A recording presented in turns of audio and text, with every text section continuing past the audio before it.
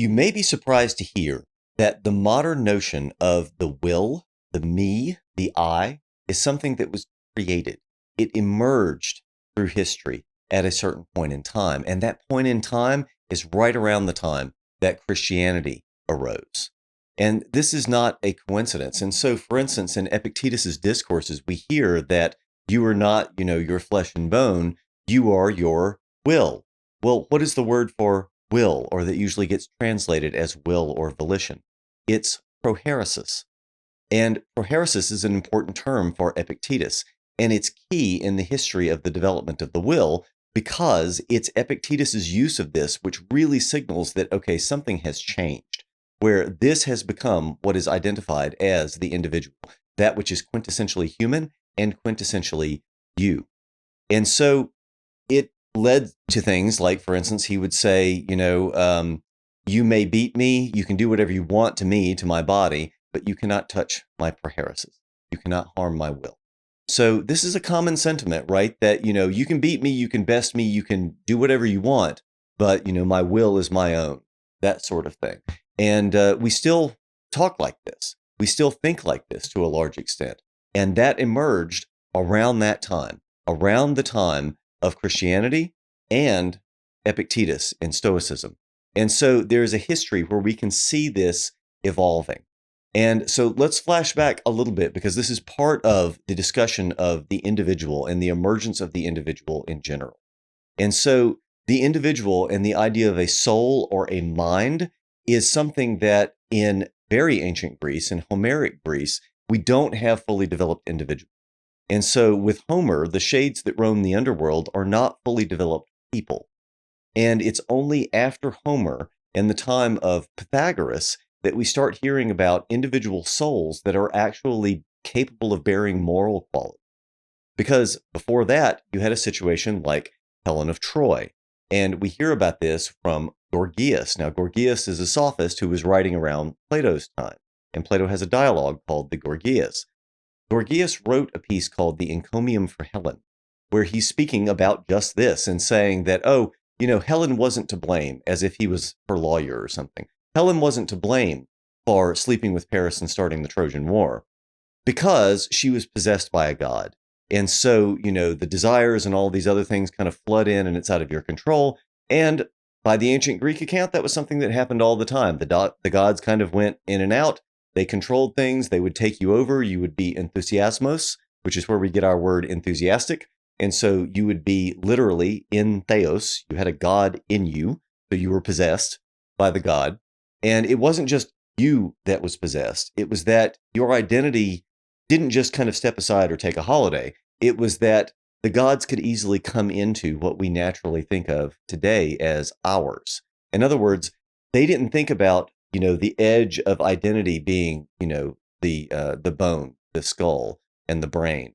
They didn't think like this. It was something that was much more fluid. Their identity could be absorbed and go different places, and the spirit could go places, and, the gods could come in and out, and that was just kind of the way it was. It was a much more chaotic situation than the clean, kind of iconic, morally responsible individual that we typically think of.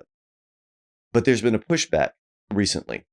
There's been a pushback in the last couple of hundred years with this, and especially since the time, let's say, of Rousseau and beyond, where we start to see existentialists saying that, okay, no, that's not how the soul works. That's not how the mind works, that there are other forces at play.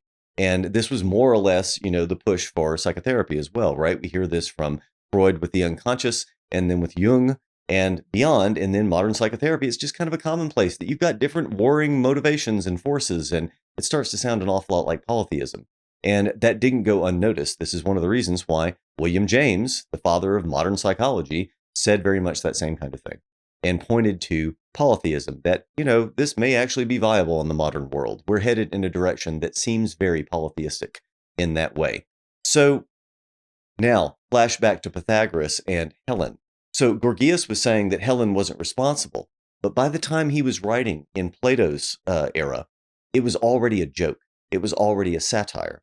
Because Pythagoras being just before Plato, Plato was actually quite Pythagorean. And so Gorgias was saying that no, this isn't the case. Helen was actually responsible, but it's kind of a joke. This is the way people used to think. It's a satire. And Plato also focused on, okay, how do we become better as individuals? The gods kind of played less of a role. They became the forms, more or less, and became subservient to the good being a kind of monotheism. And so the Greek world was moving away from Homeric polytheism toward a Platonic monotheism, although realistically, the pre-Socratics also spoke in monotheistic terms.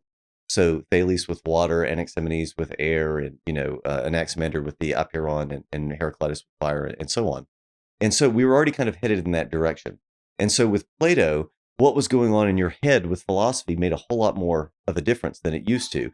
And it was understood that if you really wanted to make progress, it wasn't about just like appeasing the gods or doing something like that, or participating in the rituals. It was about doing philosophy, which meant thinking. It meant doing things yourself. And so the philosopher was someone who was naturally more interiorly focused than the Homeric poet and, practitioner of ancient Greek polytheism. Then with Aristotle, it becomes even more personal. And then with the Stoics, Cynics, Epicureans, and Skeptics, we get an even more practical philosophy that is oriented towards individual, what can I actually do to improve my life, to reduce suffering, and to, align myself with the world reason so that I can then, make myself virtuous and have a better life, where virtue is understood specifically in terms of reason. That goes all the way back to Plato. And so we see this kind of slow transition where, okay, after Aristotle, things are very practically oriented. People are trying to get better by way of reason and philosophy, and then also habit. And so it became more and more of an interior gain.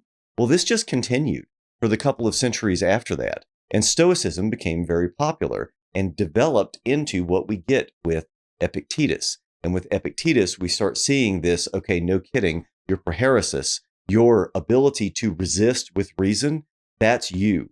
That becomes identified with you, your identity, your personal individual identity.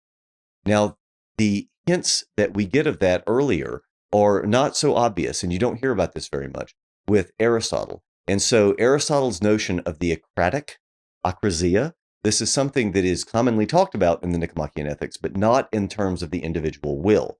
So Plato's Acratic was a commentary on, Aristotle's Acratic was a commentary on Plato's tripartite soul. So Plato's tripartite soul depicted a three-part soul that was constantly kind of at war with each other. And this is the charioteer and horses metaphor that we get in the Phaedrus. And so Plato knew that there was a kind of, war of motivations going on. Aristotle pointed to this and said, well, but getting it right with reason isn't enough.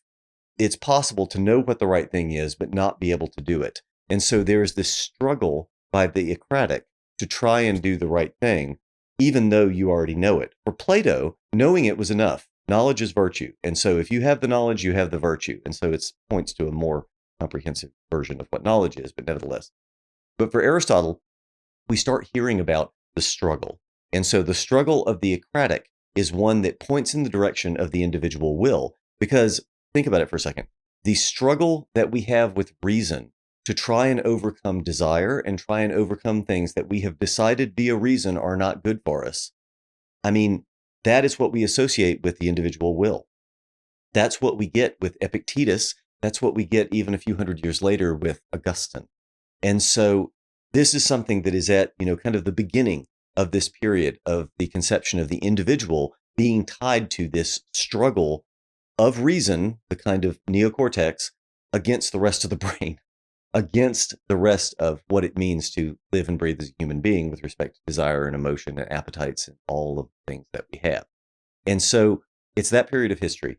And by the time we get to Christianity, the interior mental life, I mean, man, that's where it's at, right? I mean, that is the important thing for the religion, which is why even though Christianity grew from Judaism directly and in the environment of the Roman Empire around Stoicism in particular, even though it grew out of Judaism, it's very different than Judaism in the sense that Judaism is old enough to be more orthopraxic, where it is focused upon right practice, right rituals, participation in things, and not so much the interior mental life in terms of belief, faith, and the kind of sins of morality and all of the stuff about what's going on in here, what's happening in your individual will. That's what really matters. And the thought is that the individual will is responsible then for your moral character and for your faith and for your et cetera, et cetera. It sounds a lot like what we get in Stoics, especially the early Stoics. And so it's not a coincidence, I think, that you have Christianity growing up in the Roman Empire, where Stoicism was the most popular of the philosophies, and Stoicism was already talking about the individual like this. Christianity would do it even more so, and then, we have the rest of 2,000 years. I mean, the rest is history, right? So, so that's what's going on in this period, and I think that the origin of the individual is something that is often overlooked. It's not something that, I'm the only voice saying this, right? You have people like Klaus who did studies for, the emergence of the individual, the transformation from the Homeric psyche, the, animating principle of the body, and, that with pneuma, the breath, the spirit, up to, okay, well, now the gods are not at play so much as the individual habits and practices and whatnot, which is what it evolves into over the course of, 500 or so years, until we arrive at this individual, which ultimately would be a fertile ground for the emergence of something like. So that's where this ultimately is headed, and we get that alongside the, for instance, with Christianity, you might be thinking, okay, the individual, what else does the individual mean? Well, we hear that the individual and the individual body is elevated, that the ephemeral is elevated in Christianity because Christ, because God, became man. And the idea is that we don't have this separation between the sacred and the profane anymore, between the eternal and the ephemeral. We have the eternal being immanent in, inhering in humanity. Because, as we hear in Christianity, Christ our brother became man so that man might become God. And so there is this intermixing of divine and man. Well, I mean, the Romans didn't like this very much. They thought that it was, a contradiction for someone to actually be both man and God at the same time. And so that was, part of the early rejection of Christianity on a number of fronts.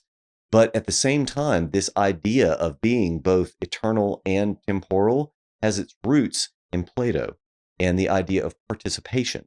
So Platonic participation in the forms was where someone who was ephemeral, someone who was living and dying as a human being, would also somehow participate in the eternal.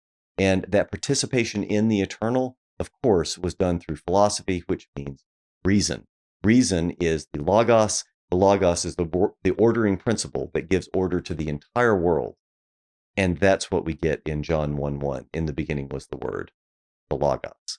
So it all ties together, including something like the Incarnation, which might not seem ostensibly to have anything to do with Greek philosophy, but indeed has its roots in Plato, hundreds of years before Christ.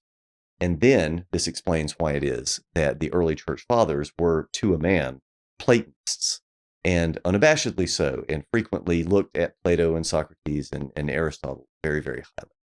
So I hope this helps to make sense of that particular historical transition, one that is absolutely crucial and has a lot of implications for history after this